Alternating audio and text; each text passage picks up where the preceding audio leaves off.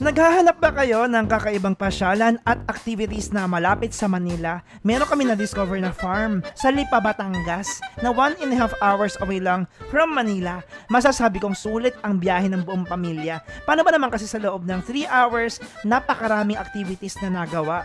Andyan na yung na-experience namin ang grass feeding sa adult cows,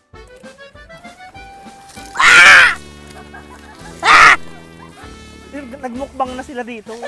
Tapos, naranasan din namin kumuha ng gatas sa kanila. Tapos ito, ang saya, magpapainom ng gatas sa mga baby cows. Oh, they're very good.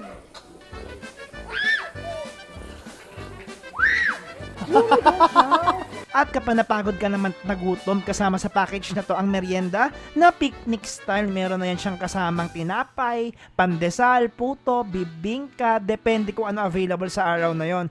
Meron na rin yung kapeng kasama. Then kasyempre di mawawala mga dairy products na 100% natural at single origin kagaya ng mga milk nila, yogurt, naku, gustong-gusto ng mga bata tong milk chocolate. Tapos merong butter, palaman sa tinapay, merong kesong putit, pimiento, lahat gawa nila. Sobrang sulit ng experience dito. And can I just say na hangang-hanga ako sa advocacy nila na maging mas maunlad pa ang dairy farms dito sa Pilipinas. Isa lang naman sila sa pinakasikat, kapita-pitagan na farm for dairy products at nasaksihan namin alagang-alaga mga baka dito. 100% grass-fed at talagang iniiwas sa stress. Sana all walang stress.